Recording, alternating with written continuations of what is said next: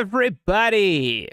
This thing said that I'm live, so I guess that means I'm live. How's it going? How's it going? Welcome to another episode of the Yammie Noob live stream. I'm not even on the right page. My goodness. There we go. Now we're talking. Now we're cooking with gas. The Yammie Noob live stream, episode 21. This is March 5th, 2025, if you can believe it. And been a good day today, boys. Got a lot of stuff cooking in the pipeline. New giveaway bike launching in just 5 days next Monday. Got that new bike popping up on the website, on YouTube, on Instagram, on the newsletter, on frickin' everywhere, on Discord. It's going to be a good one. I'm very excited. It's going to be the new 2025 MT-07, baby. Lots to talk about. And one thing I wanted to tell you guys that you'll never know. I'm not wearing pants. Every time I do these live streams, there's nothing underneath. Nothing. If I were to stand up right now, instant channel ban. But I won't. I won't stand up. I will stay seated. Don't you worry. But I just need you to know that I never wear pants to do these. That's why it's so unhinged. You can only see the top half of Yammie Noob. Maybe someone can do an AI-generated thing just to complete the rest of me downstairs. Sandy says, bro, it's 12 o'clock in the UK. That sounds like an Island Boy problem. That sounds like a Brit Bong problem. It ain't 12 o'clock here, baby. I don't think so. Sumo Will says, inverted forks. Yes. Yes, inverted forks, updated frame, better shock, better swing arm. So good, dude. It's so good. They fixed it. Peter says, fit check. No, we can't stand up, boys. Can't stand up. I'm just kidding. I'm just wearing shorts. Any day that I have to not really ride a motorcycle, I pretty much just wear shorts and Birkenstocks. I'm like such a complete... In my ideal state, I would just be like an unbothered Malibu man. Just wearing my Birks, walking to go get a coffee. That's like when I'm not doing motorcycle stuff, that is how I strive to be. I just want to be unbothered, just wearing shorts. I'm there now, officially. Max Quinn says, I just joined. The first thing I'm hearing is you not having pants on. Welcome, boys. Welcome. That's how we do it here. That's how we get started on the Yammie Noob live stream.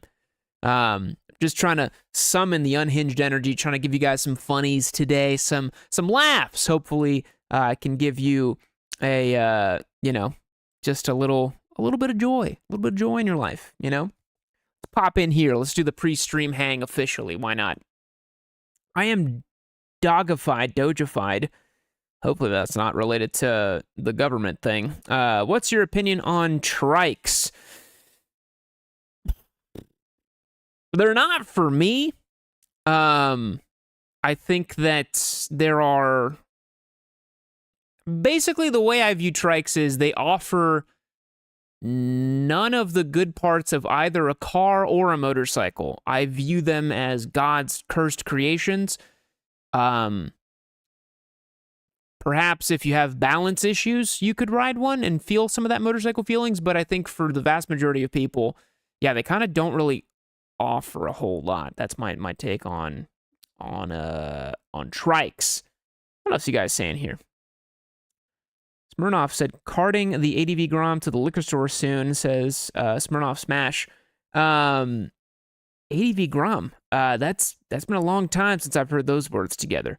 I think we did that one back in 2020, but that one, honestly, the ADV Grom was freaking sick. I like the ADV Grom.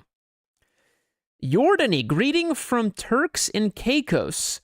Very cool. I feel very American right now because I don't know if I'd be able to point to that on a map. Is that in the Bahamas? Let me see if I'm correct here. I hope it is. Please let it be in the Bahamas. Oh, it's right next to Cockburn Town. How lovely. It is in the Bahamas. I was right. Sweet. Wait, is it? Yes, it is. Okay, cool. I was correct. Ah, good old Cockburn Town. I remember my days back then in old Cockburn Town. Why is that place called that? Maybe too many pirates showed up there and were a little promiscuous. They're like, God damn, every time I go there, my freaking, you know what, burns. So, yeah, maybe that's why they call it that. O'Hara Archery, serious question. Is it okay to ride in jeans? No, you can only ride pantsless. I think if you're going to ride without slide-resistant pants, you should just fully commit to not wearing anything. You should just be completely balls naked, like waist down, if that's what you're going to do. Assert dominance, right? Just have your testicles dangling in the wind if you're going to wear non-slide-resistant pants. Ungainly says, I'm using the vibration from my XR650 to spam the like button. Thank you very much. That's the kind of energy we need today. That's what we need. Have I ever seen the Baby Ninja, the 250R? My guy, I've been doing the motorcycle thing for 10 years. I have indeed seen a Ninja 250. Sumo Will said, El Paso had a dust storm, something severe. Can I ride in a dust storm? We actually had one of those yesterday here in Austin as well. I think something just like passed through all of Texas. I wouldn't recommend it. I was actually riding yesterday and I was getting blown the hell around. I think we had like 60-mile-per-hour winds and my visibility was low. And there gets that moment when you're riding in something like that where all of a sudden you think, oh, I really shouldn't be on a bike. This is starting to get a little dicey. You're going straight at like a 45-degree angle, and you're like, yeah, I shouldn't be on a motorcycle today. So I don't recommend it if you can avoid it. Next to Noel, the ZX25R is the real Baby Ninja. F a 250R. Ooh, that's true. That's true. Jmoto, a haboob is the actual term. A haboob? What is a haboob? I gotta Google that now, too. See, the pre-stream hang is the most unhinged. Haboob meaning. Oh, a violent and oppressive wind blowing in summer, especially in Sudan, bringing sand from the desert. I'm not sure if that applies to here in Texas, but I mean, it's a fun word to say, so I might call it a haboob. I'm like, damn, y'all, did you see the haboob yesterday? Whew, it's crazy. Can I start on a Thruxton RS, or is it game over? I think it depends on how old you are, your mindset. It's a bit spicy, 1200cc, Bonneville motor. I think it makes over 100 horsepower. Not the best idea, honestly. Not the best idea, I would say. What else you guys saying on here? S1K Reed. You're on our Discord server, aren't you? I've seen you around there. How do I install a turbo on my bike? Just don't. Don't do that. Don't do that. Danny says, please bring back It Came From Facebook every now and then. I don't need any more bikes, but I'm always on there looking. You never know. We actually have that tonight. We are doing It Came From Craigslist. I did a little gander on the live stream before I jumped in here. And we got some pretty sweet bikes from Facebook to check out. I'm addicted to both looking at Marketplace and looking at Zillow. Those are my two vices. Instead of scrolling on TikTok or Instagram, I feel like that's what I do. I'm always on Zillow looking at what's for sale where I live, and I'm always looking on Facebook Marketplace, seeing what abominations people have got for sale. I literally never buy anything. I just like looking. I just cause myself pain. Kobe says, I remember you saying the oldest bike you've been on is a VMAX. What are the odds we can see you on something from 70s or even 50s? That would be pretty cool. Yeah, the VMAX still stands as my oldest motorcycle. I think it was an 84 and 85 that I rode. I've never ridden anything from the 70s or earlier. That would be really cool. Yammie retro review, right? Like, how does it feel for a guy who's literally only ever ridden modern stuff for a 70s bike? That'd be cool. Jmoto says, I rode here in Austin yesterday while that wind was going on, nearly got blown into the next mid-lane during, mid-corner during a gust. It was kind of scary. Yeah, same thing happened to me. I was riding back here to Yammie Noob HQ, and I literally almost went into oncoming traffic without meaning to, because the wind just took me there, and I was like, oh, Christ, okay, wow, I need to get back home, get back to the HQ. That's crazy. I am dogified. How do heavier bikes feel when coming from a lighter bike, 400 to 800 pounds? Motorcycles all work basically the same. The only thing that changes to me when I ride a heavier motorcycle is the low speed stuff tends to get a little dicier just because there's a lot more mass, right? A lightweight bike, you can just like dip it, bank these quick little turns. You can do that on a bigger bike too, but it's like, you just got to think a little bit more. I always notice with the larger motorcycle, I really plan on like, where am I going to put my foot down? How am I going to get the bike over here? Because it's just a lot more mass. But once it's up and rolling, it's not really that different. It just feels more like hefty, more stable. Boy, 6:10, 10 minutes here on the stream. goofing around. Let's get started, shall we? We've got some stuff to get through today. Rider questions answered.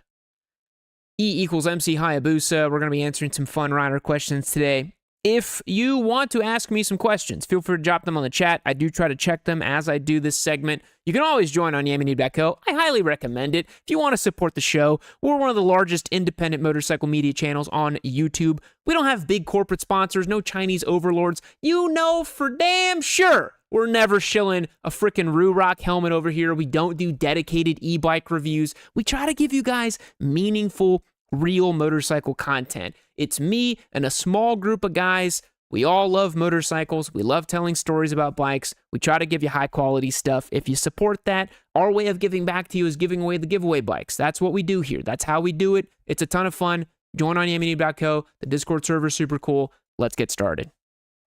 First up, Nikolay Kuzminas on YouTube. How do you know if a bike is the one as a beginner rider? You don't. You don't. The thing about a bike being the one is that it's always a moving target, right? And if you're a beginner rider, you have no baseline for what you think is the one. I'll give you an example of my own experience.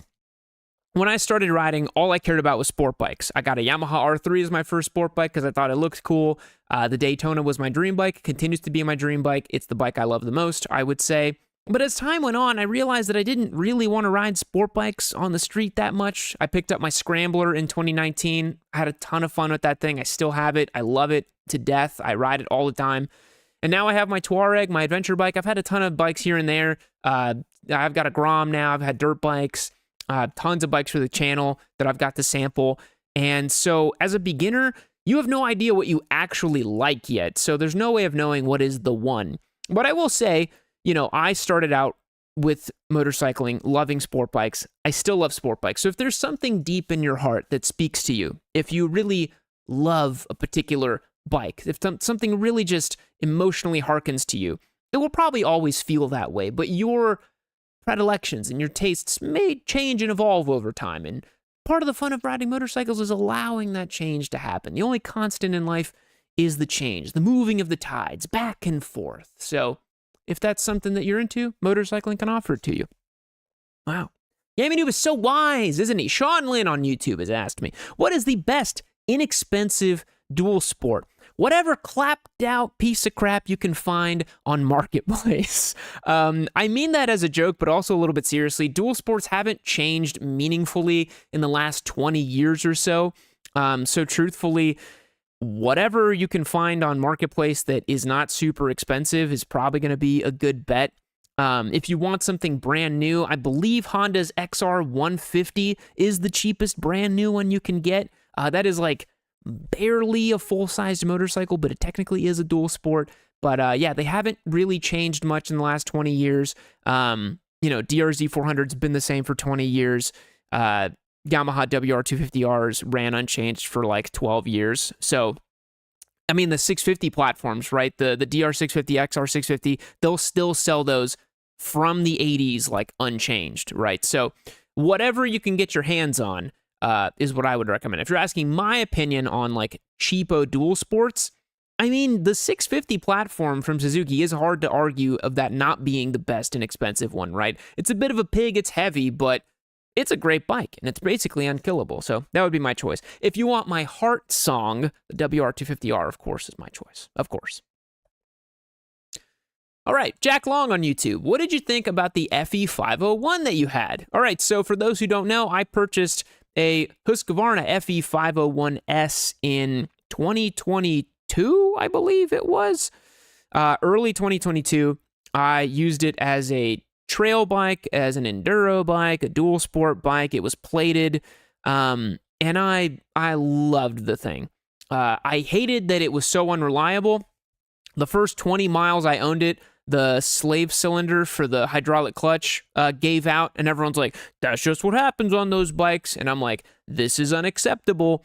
There was just so many things that happened with that bike during my time of ownership with it that left me kind of sour on owning a KTM or Husqvarna product again. But man, when they work, they're so good. This thing was like 237 pounds, ready to ride. It literally could do anything, dude. It was so flattering riding this motorcycle. There'd be these giant boulders and crazy crap that I was like, there's no way I can ride on this obstacle. And the FE501 was like, yes, you can. Just send it. And it somehow would just do it. There were so many trails that I was ending up on that bike that I had no business riding, that it could just simply, it would just motor through everything. It had the most amazing way of, if you were going downhill, you would just let off the throttle, keep it in first gear, and it would never stall. It just had this crazy like tractor ability going downhill, just so controlled and compliant. It was incredible. The reason I got rid of it was because I just didn't really have that much time or bandwidth to do the enduro/trail riding stuff. And nobody on YouTube really cares about that on my channel. So I was like, well, I'm kind of wasting time doing this when I could be doing other stuff. And I live in Texas and we don't have that much like public land and forests and stuff. So I was like, you know what? I don't think this is the right time for this machine. I highly recommend it though. It is hands down the King Dick dual sport. It's amazing. It is so sick. So, yeah, I really, really love the FE501, honestly. It was incredible. It was incredible. Okay. Rotisserie Chicken, fantastic username. You ever going to review any of the new Chinese brands coming out like Benda Napoleon? Folks, has anyone heard of Benda Napoleon? I think I can audibly hear the crickets on chat right now. I think I can audibly hear the crickets. I have never heard of Benda Napoleon. Why don't we just do a quick Google here? Benda Napoleon 250 price. What the heck is this thing? Wow, that's a really funky styled little machine. Looks like a V-twin engine in it. Crazy bobber chopper kind of thing going on. What about Benda Napoleon 500? I heard that was a thing too. Okay, similar thing. Bobber Chinese bike. You know, you've got me stumped. I have never heard of this brand. I don't have enough information on it to tell you what I think about it, but the styling is really neat. Styling is cool. Rico says they're nice looking bikes, but holy Christ, they're underpowered. You know what? Maybe we should do a video about them or look them up a little bit because I don't know anything about them. So I apologize, Rotisserie Chicken, but I actually have never heard of them before. So I learned something new today. I don't think they're available in the US. I've never heard of anyone mentioning them. I don't know. Okay, yeah, Cool J on YouTube. I believe motorcycles are like music and movies right now. We don't even know where to innovate towards. It's all been done. 2 cylinders, 3 cylinders, 4 cylinders, 2 strokes, 4 strokes, dry clutch, cross plane. What's actually left that is different?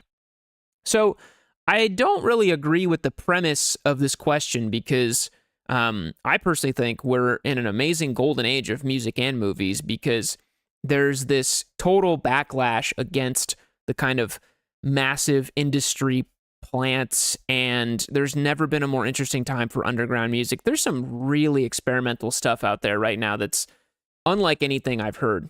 You look at a band like Gila Band. I think they came out with that album Most Normal. That was like, I've never heard anything like that before. There's a lot of cool stuff happening in like the alternative pop space too. I've been a Charlie XCX fan for like 10 years. It's cool she had her glow up. She's doing great. It's cool stuff. In the movie space too right now, man, I recently watched The Substance.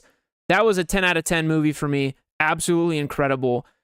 Really visceral and interesting storytelling. But anyways, this isn't about Yammie Noob's critique on art and music, although I'd love to talk about that.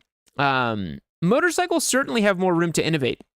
I think we're going to see, and with Honda, we've seen the 3-cylinder boosted concept. I don't know if motorcycles need to be innovating in terms of cylinder counts or displacements. I think we've experimented a lot with that over the last decades. I think we're now going to get into, hybridization, forced induction, maybe some sort of alternative fuel source, maybe, like different configurations of cylinders in different ways or whatever. There's certainly more to innovate as well. I think aerodynamics are definitely a thing. I mean, they're super popular in MotoGP right now. That's like top shelf gains that are basically happening. But it's possible that some of those learnings will come back down to motorcycling. There was a company that was doing like adjustable ergonomics and that sort of stuff. It would be really cool maybe if we have cylinder deactivation technology that can get better, right? Then maybe you can have, I think Ducati already does this where it's a twin at low RPMs and it becomes a V4 or later on or whatever. It's, maybe here on chat as well, it says we're in the age of ringing out two-strokes still. I mean, maybe there's two-stroke developments as well. There's always, like, you throw enough engineers at something, they're going to cook up something cool. In these companies, they got to bump up the cocaine budget for the engineers, and they got to bump up the number of engineers and get the bean counters out of there, man. Start doing the passion projects, start doing the cool stuff. Let's get skunk works on these things. You know what I'm saying? That's what I would say. Rico Pup here said, the metal scene has been one of the most exciting and innovative it's been in years. Yeah, totally. Like, there's so much happening, particularly in like the progressive metal space, the progressive music space. Genres are being bent, the guitar is being played in different ways. People are blending computer and analog sounds together, right, in such a way that, like Polyphia, for example. I was seeing an interview with Tim Henson where he's basically taking resampled sounds of his guitar and trying to replay them back by hand, and that changes his process, right? So honestly, in music, like AI and human interaction is a way of being more creative, right? You bounce ideas off of AI and maybe you come up with something even cooler than you could have on your own. There's a lot of cool stuff happening. I really, really dislike the take that people have sometimes of like, music was better in the past. I'm like, it was just different. It was just different. We're meeting the moment where it is now. There's a lot of really cool experimental stuff happening. But if you only listen to algorithmically driven nonsense on Spotify or whatever, there's that slop music, right? Goddamn Target music playlists, then you'll never hear the good stuff. You'll never hear the more interesting stuff, Justin'll Please 2476 on YouTube. Hey, Yammie, will you make a video on the Tuono 457? I'd love to. I have a pretty good hookup with Aprilia, as you guys know. I received a free Touareg 660, so I'm good with the Aprilia folks. I did the RS 457. Whenever the 457 on the Tuono is coming out, we should definitely get that either as a giveaway. I'm going to the Aprilia Racers Day in Coda at the end of March, I believe that is. So, I think we should definitely do something with the Tuono 457. To me, I need to get more details on that bike to really understand if it's that different from the RS 457, but I want to see if people are interested in the bike. I certainly am. I think it's a pretty cool platform.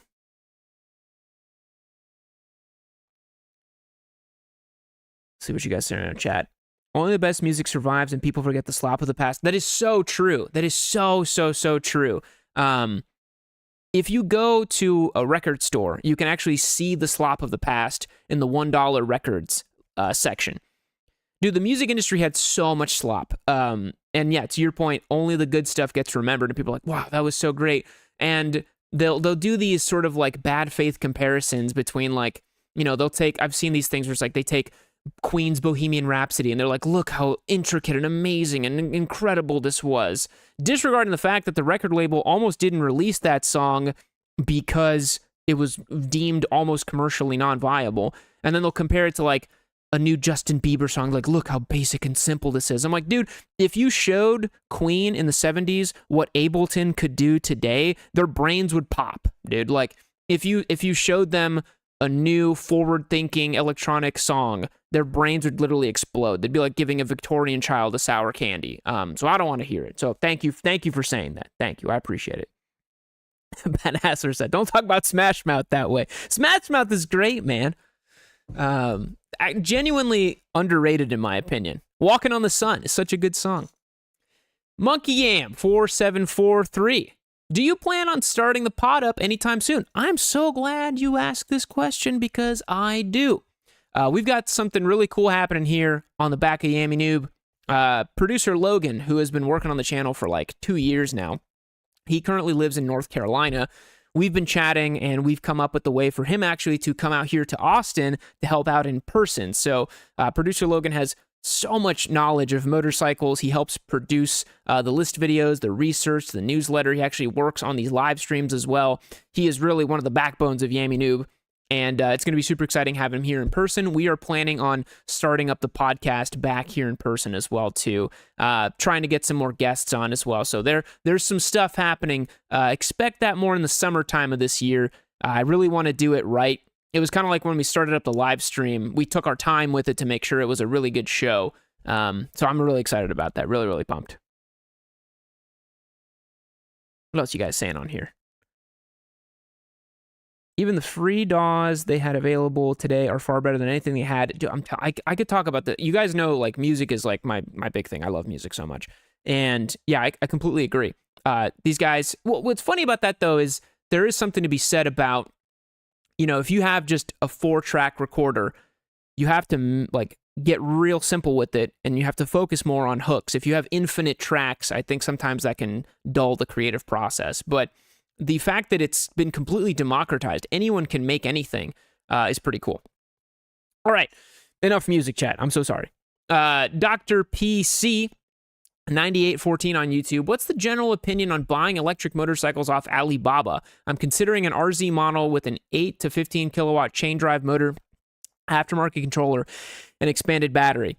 I think if you want to start a lithium fire in your house or your garage, that's a good way to do it. I personally wouldn't do it. I think some people have had good success with it, but I think you got to be a bit of a tinkerer because things are going to go wrong with it. I would certainly be a little afraid of riding something like that just because who the hell knows who made that, why they made it. There are so many of these electric motorcycle companies on Alibaba. There's so many of these random e-bike companies, and it's really important you try to buy something reliable. So I would try to find really good reviews on it, make sure that it's, something that you can be pretty reliable with. So yeah, that would be my opinion on that.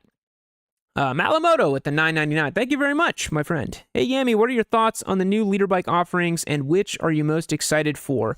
So in terms of leader bike offerings in the current marketplace, honestly, without a doubt, and not to sound like a simp, I mean, if you've ridden any of the new Ducati stuff, dude, it's so mind-bendingly good. The Street Fighter V4 I had was incredible. The V4R is incredible. The Panigale V2 I had many years ago is incredible. They just get better, and it's testament from their racing efforts because they keep getting better. But for me, I'm super pumped on that new Ducati V4S. I didn't like it at first. I thought the styling was kind of weird. It's really grown on me. I think the styling looks actually really good, and it just looks so good. The new V4S just looks absolutely stunning, and I'm excited to see that new platform with the double-sided hollow swing arm. I want to see a V4R version of it to be homologated for World Superbike. So that's the one I'm most pumped about. So yeah. I think I saw some other questions on here too. Let's see here. Oh, Trunk Toys said, past giveaway winners coming on the channel might be interesting. We've done that a few times in the past. It's always... It's a bit tough logistically because we got to fly them out. We got to come up with a plan, but I think it would be fun. We're doing a bike every single month in 2025, so that might not be feasible because we're going to be busy. It's like every other week I got to buy a bike and prep it for a sweepstakes basically. And if I had to get the winners to come out too, my brain might explode, but good problems to have, right? So it might be too tough. Rico the Pup said, I've noticed there's a big connection between people that likes bike and music. So many people that like bikes play an instrument, myself included. I think there's some correlation between motorcycle lovers and music lovers because I think, for example, like if you play guitar like I do, or if you play drums, it's a level of like skill and understanding about something, and it makes sound, right? And bikes are kind of the same. It's a level of skill and understanding about something, and it makes a sound. So for me, it's like, yeah, of course those two are aligned for me. Makes a cool noise. You got to have some skill with it. You got to know how to tinker with it. It's just awesome. Yeah. Oh my God. Eli said, have you been watching Severance? I have too many opinions. It's not the right chat for this, but yeah. Too many opinions. Brent Baldwin Futures on YouTube. What's up with the blue tape on track bikes? So, easy question to answer here. The vast majority of track organizations require you to tape up your mirrors and your lights. There's two reasons for this. The first is an old school reason, is that they didn't want glass on the track if you crashed. Most bikes nowadays is just plastic, but that same mentality has carried over, so they try to protect the glass to not shatter on the track everywhere because it's harder to clean up. The second reason that they do it, especially for mirrors, is so you don't look behind you. Everybody's going in the same direction on track, so there's no need to look in your mirrors, so to speak. You shouldn't be looking behind you. You shouldn't be looking in your mirrors. You should just be looking forward, holding your line, and doing your thing. That's why they also have you tape up the brake lights so that people don't see your brakes, because everyone should be braking roughly in the same zones. So that's kind of the thought process there with that. All right. McKaylee Crehan, 6032. Is there no future in HUD integrated helmets, or is the tech and safety from the R&D just not there yet? Okay, so my take on this isn't everybody's opinion. This is just simply mine.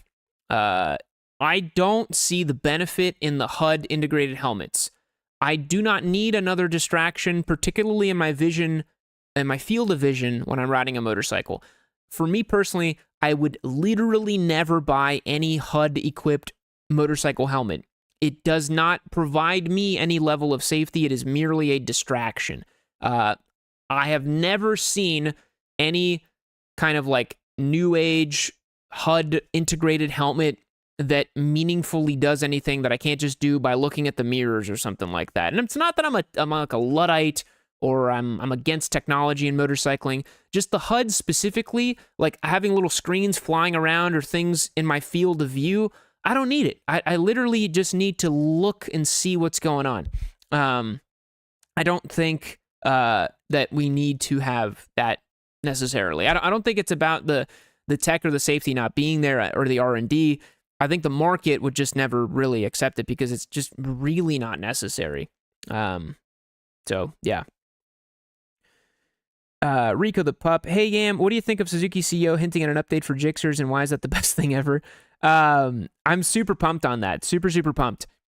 I really hope we get a new GSXR 750. I can almost guarantee that's what's going to happen, because I know Suzuki's looking at the new super sport category and just salivating. They're like, what can we make that has about 120 horsepower and costs like $13,000? They can certainly come up with something. I wonder what they're going to do. I think they got to go inline 4. I think they're going to go detuned 750. I think it's almost a guarantee, but I don't know. We'll see. I've been wrong before. All right, boys, that's going to answer the questions on chat over here. As a reminder, if you like what we do here, join on YammieNoob.co. It's a ton of fun. Become a member. It's as low as $5 a month. You support one of the biggest independent media motorcycle channels on YouTube. And as a way to give back, we give you the giveaway bikes, access to the server, lots of behind-the-scenes stuff, the newsletter, bunch of cool stuff. So, now it's everybody's favorite time. It came from Craigslist.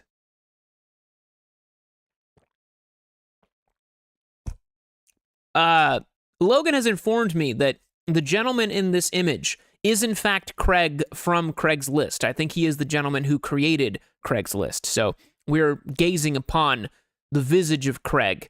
It's a damn shame he's wearing a newspaper boy hat. Damn shame. We got some sort of furry bike. What is that? A mobility scooter with a gaming chair or a Recaro seat. And then just the most beautiful chopper down there. Most beautiful thing. This one's going to be fun. But Astra said, oops, all mobility scooters. All right, let's do it, baby. Come on. First up, we've got Honda NSR 250 MC21 going for $12,500. Ooh, very nice. I have a real nice Honda NSR 250 MC21, 7,555 miles, in excellent condition. Paperwork has been started for transfer. Please don't call if you don't have the cash. I don't know what you're looking at. Maybe he meant to say, don't talk to me if you don't know what you're looking at. Oh, baby. Oh, the NSR 250. NSR 250. old two-stroke race bike replica. Very cool. Very cool. Let's talk you through this one a little bit, boys. So this was back in the day from, I think, the 90s. This looks like a 90s spec bike, right? Yeah, he didn't put the year on here, but these are definitely from the early 90s. You see the pipe right here? Got the expansion chamber coming off that two-stroke tiny little pipe back here. Probably makes a wonderful sound. If I remember correctly, these are V-twins. They're V-twin two-strokes. Someone can correct me if I'm wrong, but I'm pretty sure they were. But yeah, these are awesome. Twin disc brakes up front, old school racer replica vibes. This one's in immaculate condition. Oh, the cockpit. This is that old school. Oh man, these are so good. Yeah, look at that. I love the way that you had these old incandescent lights right here for the high beam and the turn indicators. It's just so classic. I can't tell. Ooh, he's got the original manual, some extra rotors, brake pads, some sort of, it looks like a left-hand switch cluster maybe for turn indicator or something. I can't see the thing over here. Just gorgeous though. We've never featured a street legal two-stroke on the channel. Getting one of these in here for a day to do a big ride and review on would be so cool. That would be so sweet. Funny enough, Malamoto just said, you should do a video with bikes and beards. He got a few of these two-stroke race bikes from Japan recently. Well, that's cool. I didn't know he got that. I'll shoot him a message. Maybe we can get something going. I like that this guy's no nonsense, though. So he wants $12,500 for it. I'd have to look at Bring a Trailer or some auction sites to see if it's worth that much. I wouldn't be surprised if it is. It's in ridiculously clean condition. It looks fantastic. Yeah, these are collector's items for sure. So I think the $12,500 price point would be justified. You know, we're not talking, what was that one that they made with the oval pistons? The NSR 750? We're not talking stuff like that, but, you know, this one still is, it's desirable. You know, this one's desirable. Particularly, as I see in the manual here, if you get the SP version, which I don't think this one is. Next up, ooh, another 90s bike. 1993 Yamaha XT600 going for $4,000. Pretty good price. Classic street legal XT600. Runs and rides excellent. 4,300 miles. Clean title. Let me know if you're interested. Recently serviced. Classic low mileage collector. Thanks. 43. Wow, that's clean. 4,300 miles on this bad boy from 1993. That is 1 year younger than I am. So this motorcycle is 32 years old. Jesus Christ, am I turning 33 this year? That's a bummer. Look at that 4-valve electric. I don't know too much about the XT600s. I do know that this big single cylinder did make its way, I believe, to the XTZ600. And I think that was the old, I think they made that as a Tenere 600. And I believe that was the bike that I rode when I went to Israel in 2019. If memory serves me correct, if I'm tracing back the lineage on this bike, yeah, that's gonna be something that. Oh, look at that! Look at the dash here. Wow. So this is, we only got like 3 photos of it. There's really not many. These do look like some period correct tires. You may want to swap the tires for something a bit newer. But it's gorgeous though, isn't it, boys? That's a good looking one. This is tough to roast on, right? Like, we're supposed to be roasting these bikes, but we got these beautiful classic 90s bikes, and I'm just feeling good and happy looking at them, you know? I'm like, oh man, this is great. You love the pink XT logo on the side. Very, very nice. Very nice. Rico said, wear a full windbreaker suit. God, the amount of tail the guy was reeling in back in 94. Yeah, for sure, man. What a great vibe. The world was simpler back then, man. You could just have this XT600 just big chillin'. Yeah. Good stuff, man. Good stuff. Now we got to deal with the stupid cyberpunk techno-capitalist dystopia that we currently live in. But, you know, we're just on the dumbest timeline, and that's okay. We're on the dumbest timeline. Classic Yamaha blue. Everything stock on it looks like just beautiful, clean. $4,000 for this is pretty good. I will say $4,000 for a gorgeous period correct time capsule of a bike? Yeah, sure. Danny said, Yam, you need a 90s bike on the channel. Everyone keeps saying that, man. Everyone keeps saying that. All right, it's unroastable. I don't know. I can't roast it. All right, let's check out the next one, shall we? Oh, another man, Logan, I feel like he was just like a connoisseur picking through these. He was just like a sommelier, just sampling all of them and then picking the very finest vintages just for me to check out. I'm having a hard time roasting these, but okay, let's see. 1978 Honda CX500, $2,200. These are really funky. About to show you guys why. 1978 Honda CX500, $2,200 OBO. Okay, we got two different prices going on. Maybe you can't move it.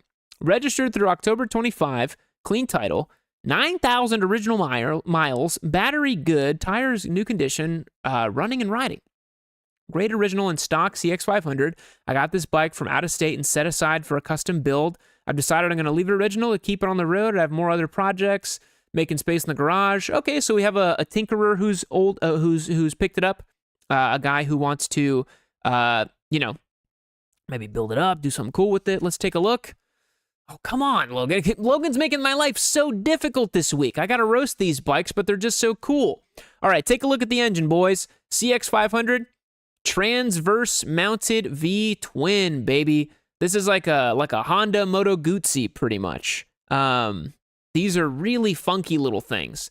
I believe Honda only made these in this configuration and also in the 80s because of the turbo tariffs that happened. The whole thing that happened there where Reagan was trying to protect motorcycle industries, then couldn't sell bikes over certain CCs or whatever. And so, they ended up going the way of turbocharging them. So you can actually pick up the CX500 Turbo from the 80s as well. This one is naturally aspirated, as we see here. The exhaust pipes just go out. This is not a CX500 Turbo because those are actually collector's items. JM Moto said, WTF, what's all the cleanliness? I demand clappage status. I know, right? It's too hard to... what am I supposed to say about this? Just like these beautiful clean bikes. Oh, look at the cowl here. This kind of like deep wine color. Just beautiful. Beautiful. $2,200 for a CX500 that runs and rides and is this cool. Look at the handlebars. What the heck? With the hard angle on them? You love to see it. Bad Asser said, disregard CX500, embrace CR500. That is very true. CR500 is a man's bike, though. I'm not man enough to ride it. Look at the rear end on this thing. Come on, man. Logan, you got too many clean bikes. There has to be some sort of clapped out strangeness here, right? Come on. What do we got next? Oh, here we go. Yes. All right, boys, if you don't know about this one, you're in for a treat. 2015 Honda NM4 Batman bike, $8,000. This is a bike I've wanted to do a video on for so damn long, and maybe this year I can pull it off if I can find someone in Austin who owns one. Also, of course, someone in Austin owns an NM4. Second owner, 5,100 miles, has been fastidiously cared for. One of the finest vocabulary words we've seen on It Came From Craigslist as of late. Honda of Glendale has performed all of the services and essential sounds, drives, and looks as new.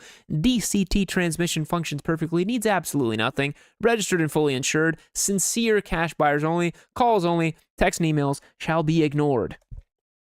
Oh yeah, baby. The original, heinously ugly Honda lost the plot in the late 2000s NM4. This motorcycle, to me, oh my God, he's got the matching helmet with the bat ears. Tell me that you're a femboy without telling me you're a femboy. Am I right, boys? Back me up on here. So, late 2000s Honda, on top of the world, they felt like they could... sell as many things as they wanted to. They made the Fury. People were just like, the good times will never end, baby. We could do whatever we want. This is a product of that time. The NM4, dude. Basically a super scooter wearing an edgelord suit, right? Literally a super scooter that is wearing an edgelord suit. If memory serves correctly, these are powered by some sort of like sub 500 or 600 cc parallel twin. It has a DCT transmission. It is a complete, like, just scooter mobile, which is a horrible, oh, Lord have mercy. so stupid looking. It's so stupid looking. But it's got locking side bags, right? Oh, it's so stupid looking. Bad Aster says, I kind of dig it. I don't know. I don't think so. Oh, the most funky riding position. It looks like a bike from, y'all remember that arcade game Zone of the Enders? That's a deep cut. Some of you might not remember that because you're a little bit young. Who am I kidding? All of you are like 40 plus on here. So we got like a Zone of the Enders looking bike, swept back handlebars, cruiser position, but also super scoot. A strange bird. Strange bird, dude. But this one's been fastidiously cared for. And you get the Batman helmet with it. I mean, come on. Single disc brakes, so you know it's not very fast. Anyone could ride it. Come on. Oh, got the mirrors in the back too. I mean, it's a very bizarre one-off, like, you know, kind of like you either love it or you hate it. Almost like an Akira kind of bike, right? I mean, look at the riding position. It's kind of like that laid-back Akira bike thing, but kind of goofier though. EJ said, "Come on, I'm a 30-year-old teenager here." I think we all are, right? I certainly like.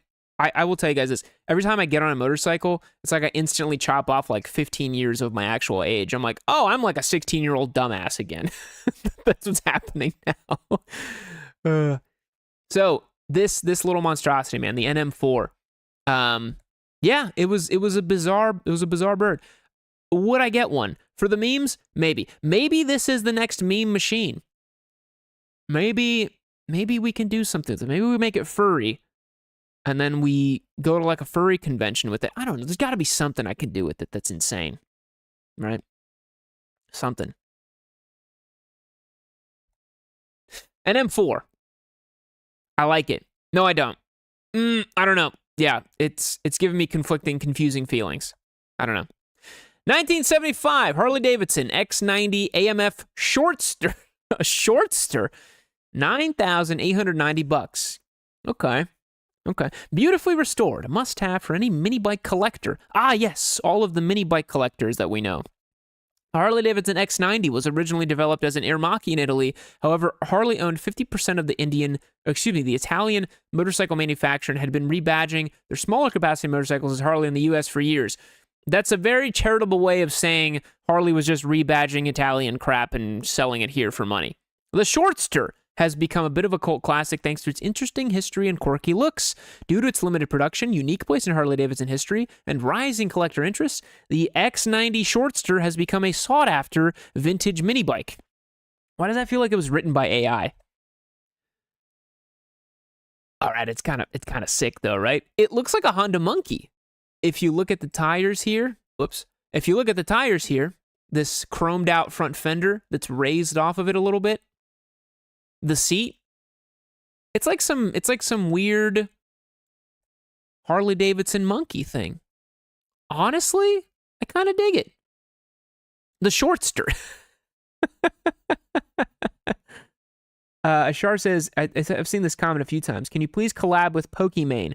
I don't know who that is, but if you can, maybe I'll take a look after I jump off the stream here. I don't know who that is. Hopefully that's no one weird. Look at this little tiny baby engine. Lord have mercy. Looks like it has 3 moving parts. Look how simple this is. My God, it's like one tiny little cable, one carb, tiny little filter here. I bet that piston is literally the size of a dime, dude. I bet that's the size of a dime. Oh my God. Rudimentary, simple, bare bones. It's what motorcycling used to be before them goddamn liberals pussified it. I'm a Shortster.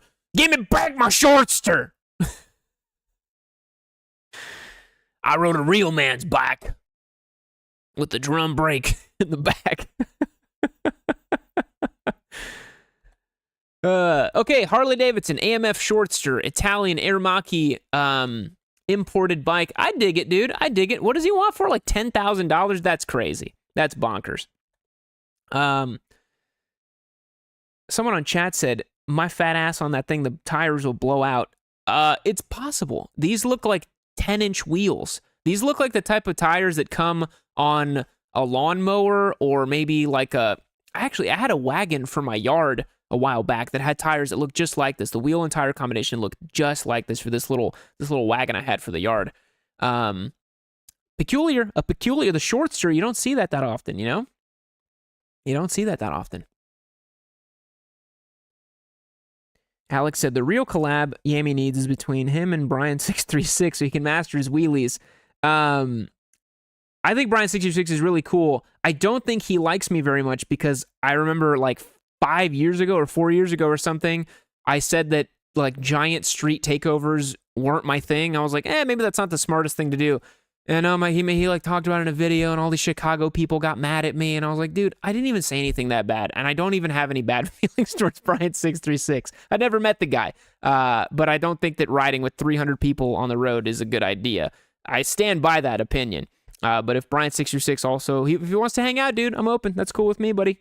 Sounds good. I've seen his video. The guy can wheelie like a monster, dude. He's an amazing stunt rider, so it would be cool to feature him. But if he's still mad about Chicago, it's okay. We won't collab. That's all right. Moving on. 2022 Changjiang 2022 Bao Diao BD 125 $600. I think I ordered that a few nights ago at my local Chinese restaurant. The Bao Diao is very good. I can highly recommend it. Needs to be fixed to run. I love when you start it off that way. Experience the thrill of the open road in the BD 125 motorcycle. Title is in my name. Bought it as a project bike, but decided I don't have space for it, so selling it for super cheap, first come, first serve, or best offer can have it. The exact name of this bike is 2022 Jiangsu Bao Diao BD 125 Venom motorcycle. Venom Motorsports? Hold on a sec.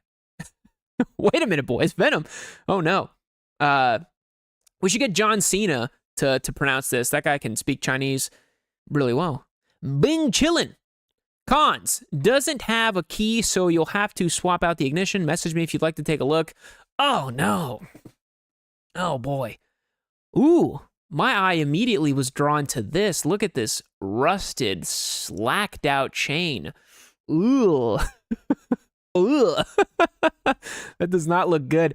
This is just what any Venom motorcycle looks like. If you guys don't know, Venom Motorsports was the company that reached out to me in 23. They wanted me, they wanted to send over their BD 250 or whatever, which was also called a Boom, which was, I guess, also part of the Jiangsu Bao Diao brand. I have no idea. Basically, they reskin Chinese bikes and sell them in the American market. In their contract, because I was curious, I was like, okay, sure, yeah, maybe you can just send me a bike. I was always going to blow it up or do some dumb shit with it. And in the contract, it was like, hey, don't say anything negative about the bike. And I was like, oh, dude, hell no, I ain't signing this crap. And then I bought the bike anyways, and I made all the videos with it. So I have some experience with Venom as a brand and some experience with this particular type of Chinese bike. This is a 125, $600 for a non-running, rusted out piece of garbage Chinese bike. This is why I tell you guys, dude, Chinese bikes, like Amazon, Temu, Alibaba style Chinese bikes, you never buy them, dude. You'll never get your money back. Nobody wants them. Zero resale value. It'll literally just not be a thing. Just never do one of these, because this is the fate that all of those bikes suffer. Absolutely. This one's in rough shape. Looks like it's been left outside for a very long time. X22. Didn't our favorite motorcycle shill Chase on Two Wheels make a review on one of these? Don't worry, guys. He's not wearing Ruroc helmets anymore. He's found some modicum of integrity, I think. Those checks stopped cashing, so he was like, "Hey, we gotta find a new way to shill." I think he's done a dedicated review on these before, specifically on this 22. I don't know why the X22 moniker is ringing a bell to me. Battery just hanging out the side over here. Oh, dude, that's rough. That's rough. Yeah, definitely don't buy this one here. Do not buy a $600 clapped out Chinese bike. The Bao Diao, again, Your local Chinese restaurant probably has that on the menu. It's tasty. It's fried. It's good. All right. What do we got here? Super rare 2012 Honda Blade 110 Malaysian Gray Market 4-speed Sport, $5,200, under 1,000 miles. Very exclusive, possibly one of 5 total in the U.S. 4-speed shifter, but automatic clutch, super easy to ride. Not quite a motorcycle, but way better than a scooter.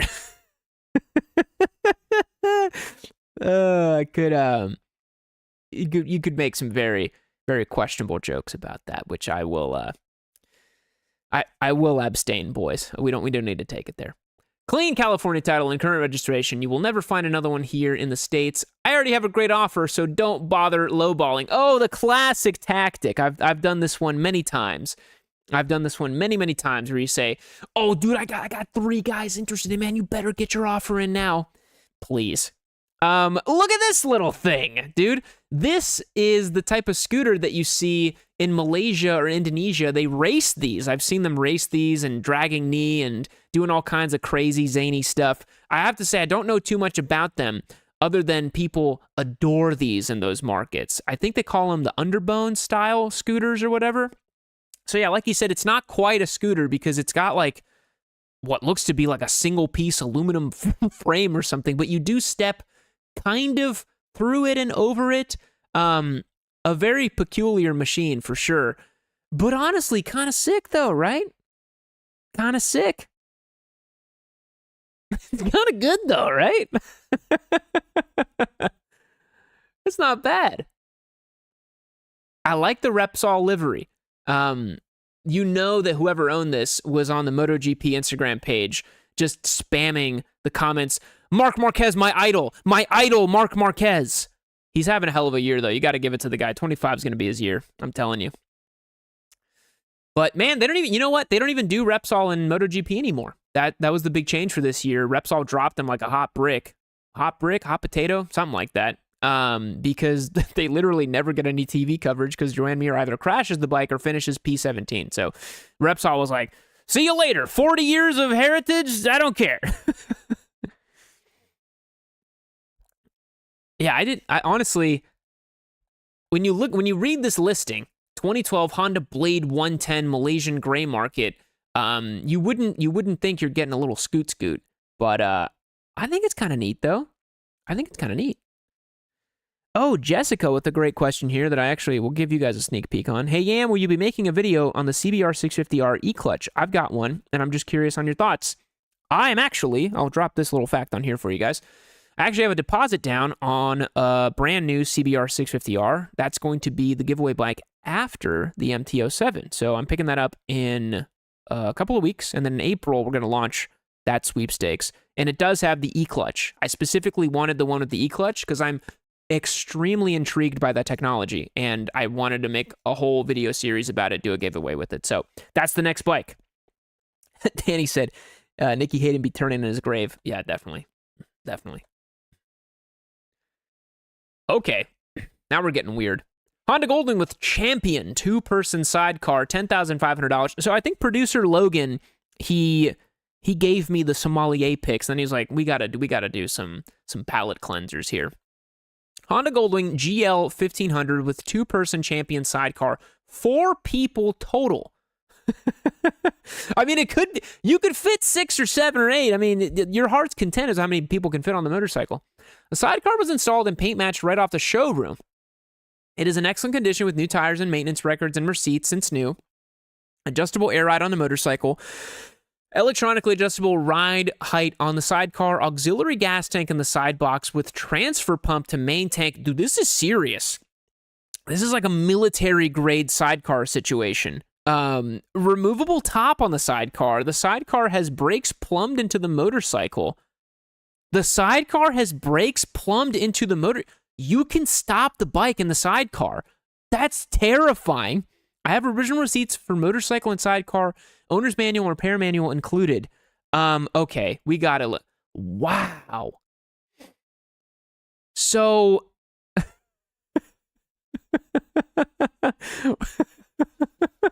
it's a T-top, bro. It's a goddamn T-top, baby.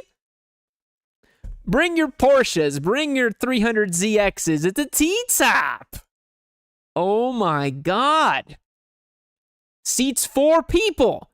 Oh, this looks like this is a complete death trap, dude.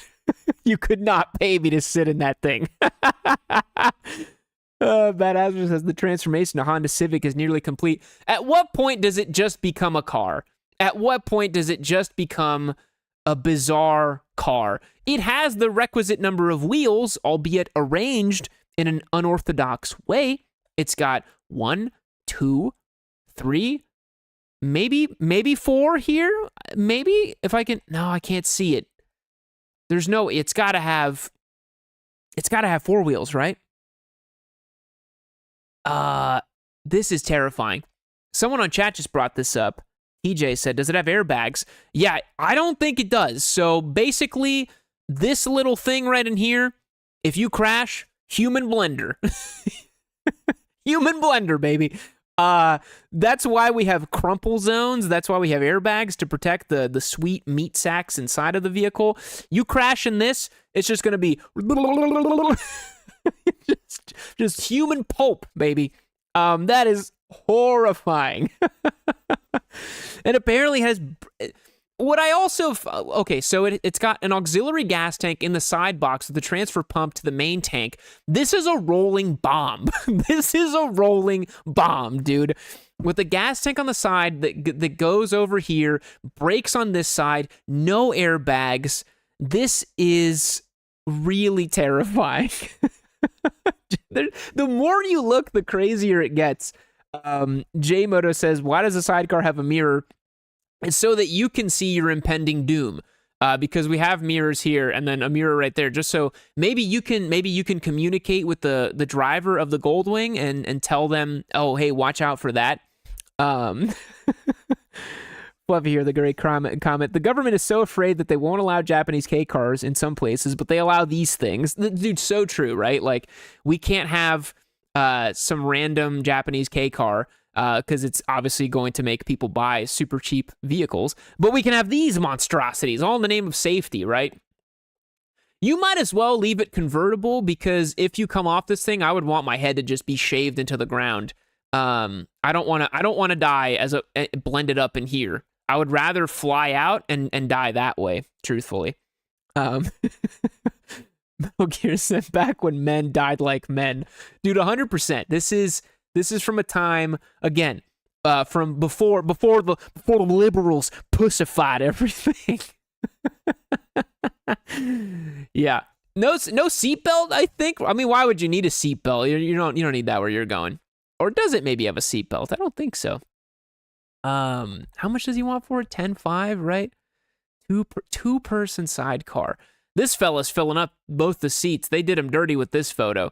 They were like, yeah, it's 2-person, but we can fit, Fat Jim in there. He can fit 2. It's 2 people or 1 of your mom. Had to do it. This is one of the wildest sidecar setups I've seen. Auxiliary gas tank, linked brakes inside of the sidecar. Sidecar has a T-top, so you can be blended up and killed. 4 people total. Wild, truly wild. Yeah. 10 out of 10 for death and cool factor. 1 out of 10 for buyability. Never being sold. Really bizarre contraption. Very, very bizarre. All right, do we have one last one? All right, 05 YZ450 Supermoto, track only, $3,200. That's pretty good. Well, it's a 20-year-old race-ready sumo. Full race-ready, forks and rear shocks by MB1, starter and carb done by Tokyo Mods. Excel Takasago, front and back, 16.5 front, 17 rear. Dude, it has a 16.5 front. Where do you even find tires for that nowadays? Weighs 244 pounds wet. Oh, God damn. 65 horsepower on the dyno, runs on VP 110, zippy clamps, runs hot and faster than my 70 horsepower Aprilia SXV 550. It was raced in AMA series, $3,200 LBO. Message me for more pics. 20 hours currently on the engine. Truly a Supermoto D-Gen owned this bike. Truly a Supermoto D-Gen owned this one. He's got an Aprilia F or SV. What the hell is I always SXV 550, the old V twin supermotos. But yeah, this one 05, kind of a nasty build, 60 plus horsepower to the tire, 244 pounds. Yeah, obviously no TC, no ABS, pure as balls. Man, a real rocket ship. It's pretty nice, honestly. It's pretty clean. I think you will inevitably, if you do buy this and try to race it or track it, gremlins will come your way. Gremlins will come your way, no doubt, with this thing. There's no way you're going to have a 20-year-old ludicrously hopped up race bike that's just going to run perfect. This thing's going to do all kinds of weird garbage. For sure, it's going to have all kinds of weird nonsense with it. But looks like a ton of fun. It looks super, super fun. Hold on, Badasser said something about... He does have Nerf guns and a Kia. Who is this man? Who the hell is this unhinged person that has 2 race-ready supermotos, a Kia, and a bunch of Nerf guns? Absolute mad lad over here. He has his priorities straight. You want to talk about peak of child-free activities? This is it right here, dude. This is it. I've been getting fed so much content on Instagram of like child-free activities, and I'm like, yeah, you absolutely don't have children. I mean, God bless you. It's the way to go. If you're not gonna have kids, you got to live like this, right? Like, just especially if you're gonna be a single guy, dude, buy the toys, buy the fun stuff, go nuts. That's what life's about. If you're not doing that whole thing, this is ridiculous. Yeah, the guns are on display, says Shods. Yeah, he's proud of them. He's like, hell yeah, put them bad boys up. That's he's gonna set up like he needs to pick one up quickly. Yeah, he's gonna rack up, walk out. I'm a sovereign citizen. Get the hell off my property. That's so funny. Pretty clean bike. Again, you're going to run into some issues with it. It's going to be a cantankerous mess, but gaggles of fun for $3,200. I'll tell you that right now. What else can we see in the back of this garage now? I really want to see limited tools, tiny tools, Nerf guns everywhere. Yeah, lots to discuss. He's got the Aprilia over here on the side. Yeah. I'd love to have a beer with this guy for sure. For sure. All right, 2005 Dyna Lowrider, $8,500. Dyna Lowrider, white flake with glitter pink flames, powder-coated black parts and powder-coated black rims, custom fenders, serious inquirers, serious inquiries only. Oh, man.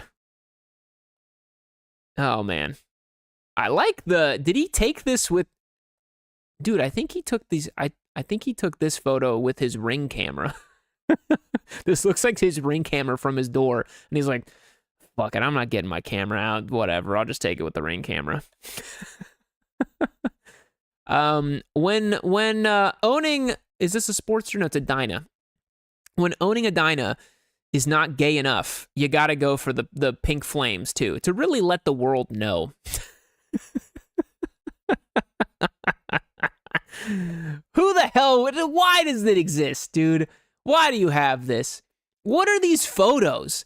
Did you, like, it looks like he popped the Ring camera off of his door and then walked around it, just snapping it. Why is this like a fisheye MySpace angle of the bike? You surely could have done better than this. What the hell is going on? This is so stupid. What do we got here? Oh, the mileage. Look at the footwear. Look at the footwear on this bad boy. Or bad girl. We're not going to judge here. Foot tattoos, ankle tattoos, rolled up denim, boat shoes. I'm getting a lot of information just off of this alone. We got some reflection. Oh, we got her right here. Oh, man. She looks serious, boys. That looks pretty serious. I like the footwear denim combination is giving me cigarette mom energy. Bobby, get on back here. Bobby. I'm trying to sell my Sportster on Craigslist, Bobby. Get inside the house. What else can we see? We almost got your whole address on here. Okay, we got to be careful with that. Well, we can't. It just says ED Court. We don't know what that is. Got a nice garden, some rocks. Get that GeoGuessr guy on here. You'd find it in no time. In no time. So we got this. See, you got that. I'm trying to ascertain these. This is the. Why would you post it like this? What the hell kind of photos are these, man? Oh, now boat shoes and denim is over here. So perhaps they weren't the ones taking the photo. Maybe they set it up on a time lapse. Honestly, they got the toy hauler in the back here. They're leaving the world behind. They're trying to sell this, load up, head out to the mountains, and just call it a day. I don't know about this one, boys. All caps, $8,500, $2,000. Why the hell do you think a pink flame Dyna from 2005 is worth $8,500? I wouldn't pay more than $1,500 for this POS. I'm just gonna put that out there. Tisk tisk. All right, boys. It's motorcycle trivia time. We're running kind of late on the stream here. I gotta get going. So let's wrap this up, shall we? We've been having too much fun on this one. What company makes this auto rickshaw? Oh, those are the little tuk-tuks you see everywhere in India. Is it TVS? Is it TVS Motors? TVS, we're gonna guess? Bajaj! Oh, I was close. I was close. Yeah, these are everywhere in India. Everywhere. Angel Face, did you see the video that Crash Test Goat made about you? No, I did not. I talked about him on the other stream, I think. I mentioned that he does the crazy top speed runs, but he's like professional about it. So hopefully I didn't start drama. I feel like I just like look in one direction and someone's like, I'm going to make a video about Yammie Noob. All right.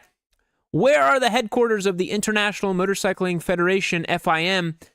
They're in France, I believe. They're in France, and I don't know the city. We could guess a city. Is it Nice? Is it maybe Toulouse? Maybe Paris? Maybe Bordeaux? Oh my God, it's Switzerland. Please. Please. Don't they speak French in Switzerland? Do they speak German? Man, I'm really showing my ignorance here. I don't know. Keep it moving. In what year did John Boyd Dunlop invent the pneumatic tire in Belfast, Ireland? Wow, pneumatic tire, man. That must have been in the 1800s. Let's say like 1860 or 70 or something like that.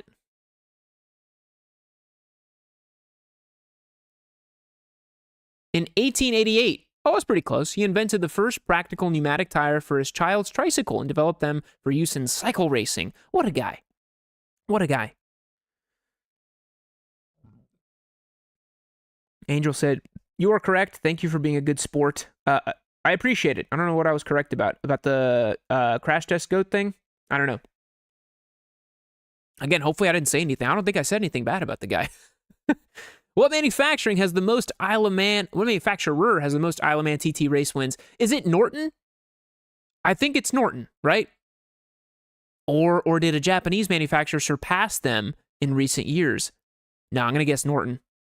We're going to guess Norton. I think that's correct. Honda. Oh my God, dude. Ugh. Norton's probably second. I was thinking like way in the past.